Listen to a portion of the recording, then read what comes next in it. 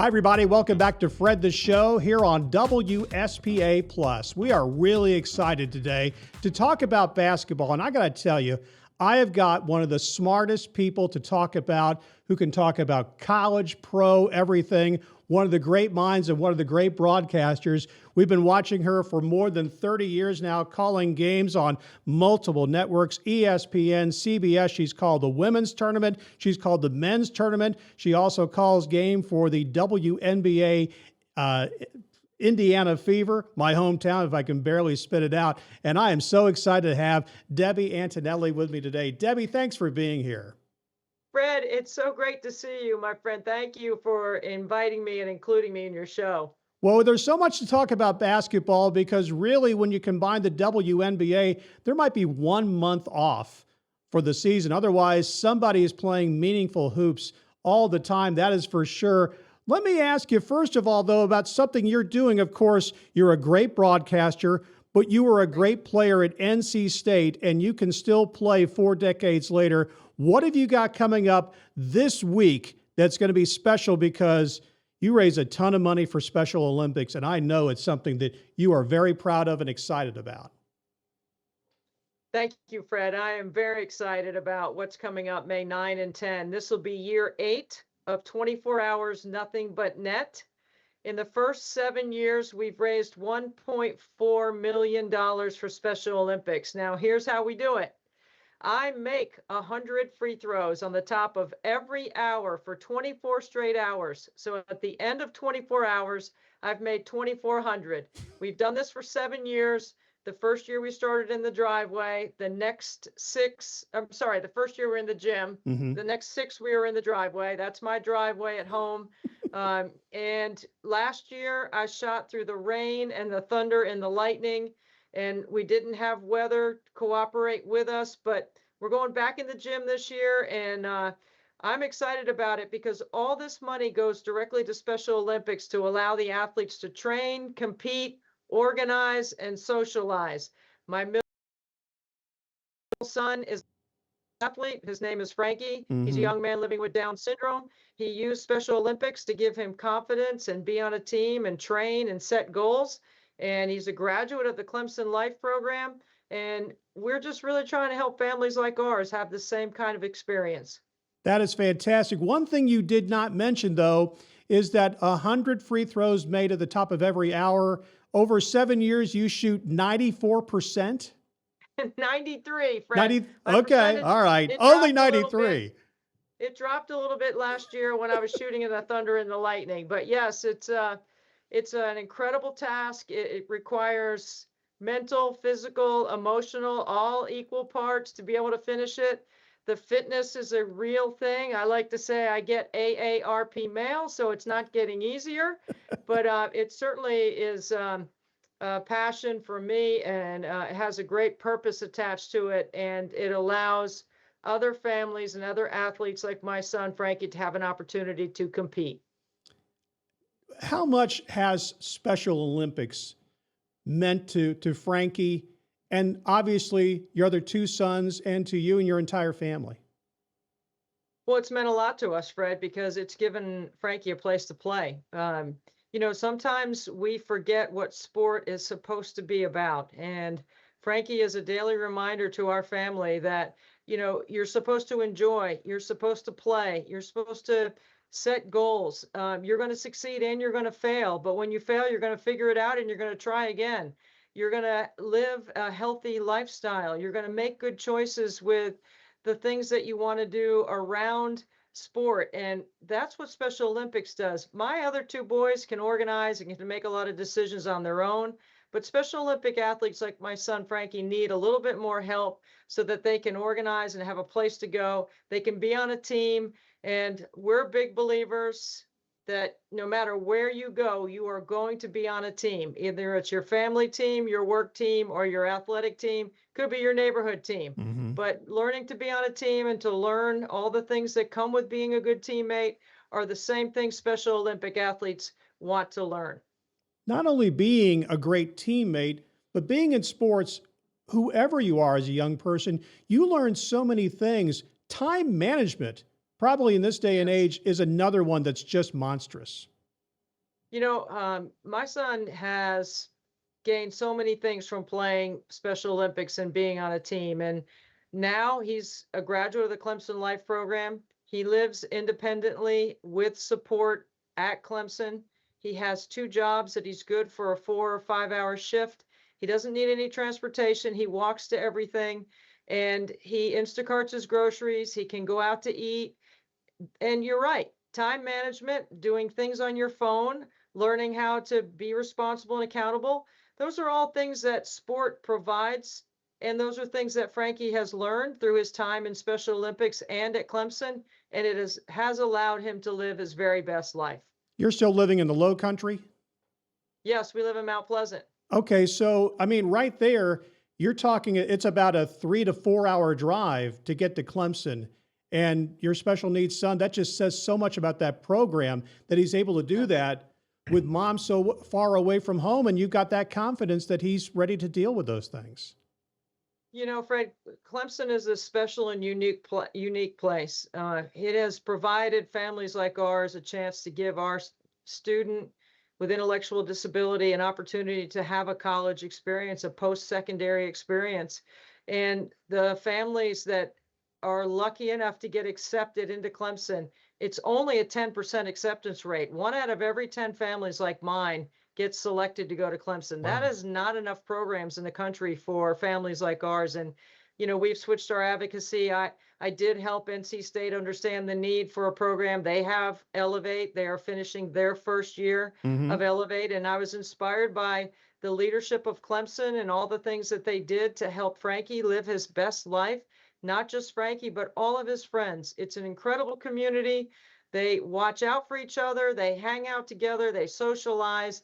They have their own lives. And quite honestly, we just shake our head every day in disbelief that we're getting a chance to experience this with him and through him. And we just want to help other families have the same opportunity. You mentioned that your effort, 24 Hours, Nothing But Net, has made more than $1.4 million so far. On your way to 2 million, I want to put this up, and I'm going to do it more than once throughout the time that we're together. Let's talk about how people can get involved, both watching you go through this marathon and also to help you out financially on it. Yes, thank you, Fred. You can go to the link 24hoursnbn.com. I ask everyone that's listening or watching if they would consider 1 penny for every free throw I make. It's $24. I believe everyone can do that. It's not a big ask, but that's the way we've raised 1.4 is grassroots effort, everyone sending in what they can.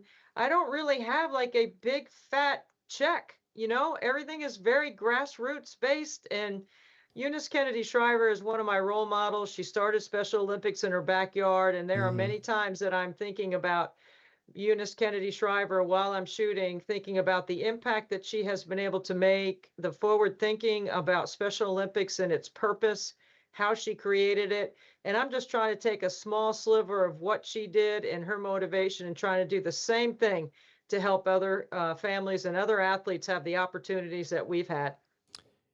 You mentioned a little bit earlier about NC State, and that's where your basketball career at least started from, our getting the chance to really see you on a large scale. What got you into the sport? Fred, that right there is one of the great honors of my life. I grew up going to camps and clinics at NC State. I had hoped that my game would be good enough to play for KU. I worked really hard to make good choices when I was a younger person to make sure that I was good enough that she would select me. And then to believe that my banner's hanging in the rafters at Reynolds Coliseum is above and beyond anything I ever believed. I like to tell people that I'm just that little girl that you see in the driveway shooting hoops or kicking a soccer ball or hitting a golf ball or swinging a bat. I'm not really any different than anyone else, except for I worked really hard to be able to do the things that I have been able to do. Nobody gave me anything. And because I know what it requires to work hard, I know how to set a goal, I know what's important and how I can take my passion and put it into a purpose and using basketball as my vehicle. Everything I've done now is taking advantage of this incredible platform that I have been given and trying to give back as much as I can. So NC State is my launching pad. It's very clear across the ACC, no matter whether I'm calling ACC men or women's basketball, they know I'm an NC State grad. They know I love NC State, but most importantly, they know I love my coach, Kay Yao. No question about that. How did you then make the transition to broadcasting where you've had a phenomenal career?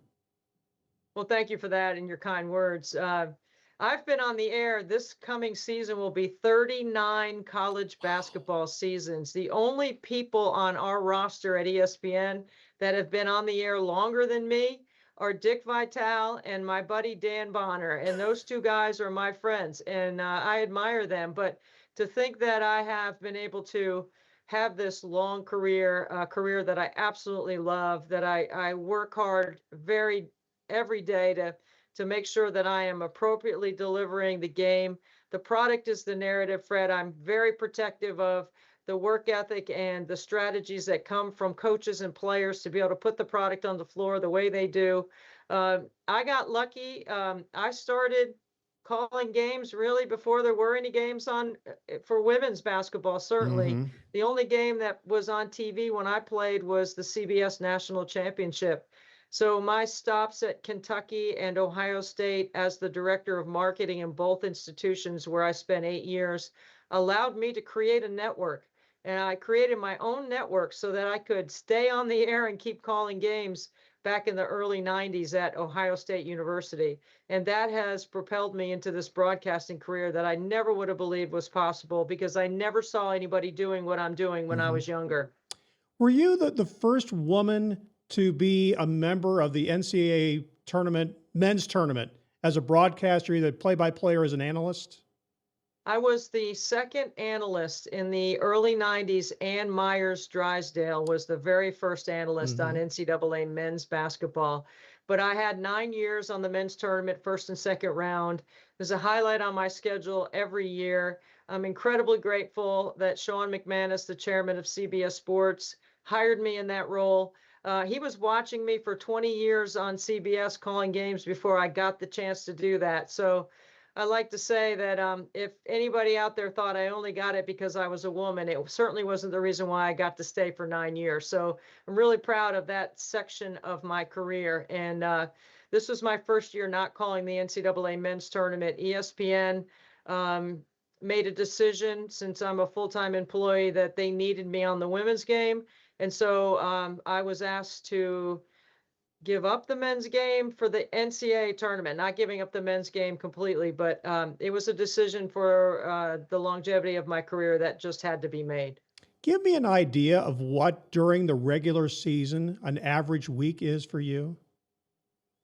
Yeah, so last year, when you look at the college basketball landscape, I'm the only one that does men and women on our roster at ESPN. So I have a 50-50 schedule of men and women, which I'm very proud of. I've worked really hard to build the relationships on the men's side equally as I have on the women's side. I did more games by the end of February in college basketball this year as the analyst at one point at the end of February than anybody else on our roster. Yes, because I can do both men and women. And so that's 3 or 4 games a week. It's a lot of travel, but I have the attitude that I got to work anywhere I go. So I don't mind being on the road working. And, I don't take any of it for granted. I like to watch film. I love practice. I love listening to the coaches and players. I love sharing their stories. But most importantly, I like to take a deep dive into how and why things happen. Our guest is Debbie Antonelli. 24 hours, nothing but net is just one of the things we're talking about. We're going to get back to that in a moment. Also talk a lot more about basketball. Stick with us here on Fred the Show here on WSPA Plus. I'm back now with Debbie Antonelli, 24 hours, nothing but net. We're going to talk about that marathon fundraiser that she's got coming up this week in just a few minutes. Let me ask you about your role in professional basketball, principally the WNBA. You are the TV play-by-play voice of my hometown, Indiana Fever. Yeah. And of course, women's basketball has gone through something, of course, Caitlin Clark and others really raised the level. And my first question about Caitlin Clark is, and I thought about this and then I suddenly remembered, Michael Jordan, a lot of people forget his second year with the Bulls. He missed most of the season with an injury. Hmm. How big of a year is this for Caitlin Clark and the WNBA so she can have more action because she had a great first year and then dealt with a lot of injuries in year two? Well, first of all, let me say this is my 21st year with the Fever as their analyst on television. And prior to that, I was with the Charlotte Sting. That franchise folded. Before the W was created, Fred, I did the ABL. So I have been calling women's professional basketball, even though this is the 30th year in our country of the W. I've been calling women's professional basketball in the United States for 33 years. So I'm really proud of that, that we've had a product that has withstood lots of different changes economically and changes around the game. I call it Clarkonomics. It is the best word that I can describe of what we are experiencing in our game. I call it Clarkonomics because Caitlin Clark is the greatest disruption in the history of our game. We've had no one else that has changed the ecosystem the way that she has. Keep in mind her first year, with all the turmoil and the rough stuff and all the conversation around Caitlin, she was a first team all WNBA guard and she was rookie of the year. She's 24 years old now, and last year she was injured, but this year the Fever are set to win the title. They have built it for now. The roster is ready, young yet still experienced, a lot of maturity with Kelsey Mitchell, and then just a great skill set around Aaliyah Boston and a healthy Caitlin Clark. As far as the Fever went last year, they will have expectations to get to the championship. And then if you can get to the championship, a place that this franchise, the Fever, have been 3 other times. In 2012, we did win a title. Not every franchise in the W has won a title, but we were playing with Tamika Catchings, who is one of the all-time greats in the history of our game. And then on an up close and personal basis, I did watch Tamika Catchings, which was part of being a part of the WNBA. And now my favorite part is getting a chance to watch the pure joy that we are experiencing around Caitlin Clark. Now, there are a lot of other players that came before her. There are players that she has recognized for their greatness. There are other players that are in this time right now. Angel Reese, Paige Beckers, AZ Fudd. I mean, there's a long list of talented players, but no one has disrupted the marketplace like Caitlin Clark. She's an absolute highlight to watch every minute because it's not just the shooting, it's just the smart passes. And they're not necessarily even, like sizzling stuff. It's just smart plays that you just get to appreciate so much. Well, she has a talented team that understands her skill set as well as she understands theirs. So all you got to do is rebound and run. And I mean, sprint wide, run the lanes hard. And when she rebounds and gets her eyes up the floor, it's a fast-paced style. It's a fun style. It is a run and shoot kind of offense. It's really fun to be a part of. And the arena, the in-arena experience, and I'm speaking about the whole league right now, absolutely phenomenal, the kind of experience that you get when you go in the arenas. Here's the thing that I enjoy the most, though, Fred, because this is a demographic in the women's game that I think that we have not been able to capture as much as we needed to, and we are bringing them in right now, and that is that 18 to 35-year-old young man.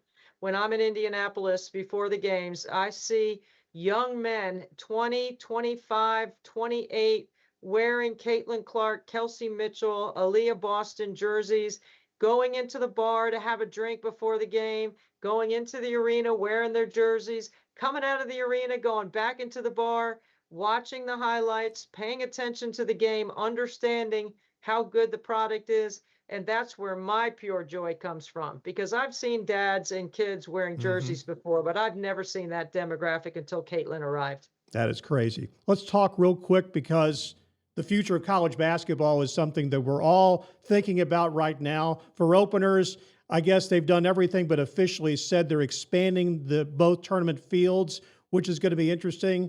Are you in favor or against that? So on the men's side, I only think it makes sense if there's more money that comes from the media rights. And it's interesting to me the timing of it because the media rights deal won't be up until 2032. On the women's side, if the men go, the women have to go because of Title IX. I don't think we have 68 good women's teams right now. I don't like the way our tournament would be structured that way. We already have ones and twos beating the 15s and 16s by 30, 40, 50 Hmm. points. I don't think that's good. Now, if we do go to 76, which we probably will on the women's side, I'm in favor of a reshuffle of the bottom part of the league. If the NCAA is really serious about the student athlete experience, no kid wants to make the tournament and get beat by 60 on TV. It's just not fun. It's not a good experience. And I don't care about the other things the NCAA might care about in terms of the color of the carpet or where they play. First and second round games on home campus is really important, but I have advocated for a long time for one destination city for the women's Sweet 16, and I still think that can be on the table. That's a solution that I provided. It's 18 years now, Fred, that I've been talking about what I call the Sweet 16 to Vegas. So if we go to 76, I want to take the bottom 24 or whatever mathematically that number might work out to be, let them play their own little tournament into the NCAA tournament that still counts as having an NCAA tournament experience, but at least gives those teams, those coaches, and those fans a chance to get a win. In talking about NIL and players being able to make money now, I hear so many people all the time. I find myself saying it when you hear the numbers tossed around.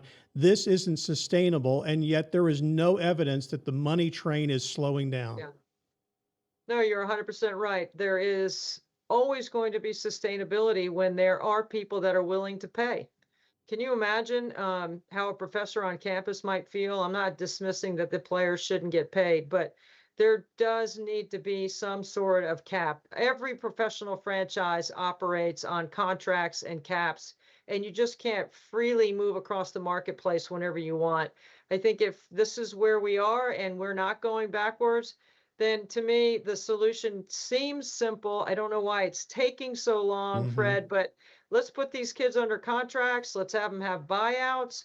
Let's let them. They're professionals. Right. The college landscape is pro athletes now, so let's treat it like that. Yeah. When I hear people say like, "Well, we're following the NBA or the NFL model," it's like, no, you're not. You don't have Patrick Mahomes or Steph Curry changing teams any year whenever they feel like it. I Right. never bought that argument. I'm all for a meritocracy, and I'm good with people being rewarded for what they deserve. But until we put some guardrails on it and make it so that there's fair competition in the marketplace, we are heading in a and it is sustainable, but it's long term. It's going to impact other sports and other athletes, the Olympic movement, Hmm. everything there. Is got to be some leadership that takes responsibility for explaining some of that. All right, let's talk about Nothing But Net again. 24-hour challenge. It's coming up this week. Let everybody know again how they can follow what's going on. And again, I didn't even ask you, where did the idea kind of just come to your mind to start even doing this?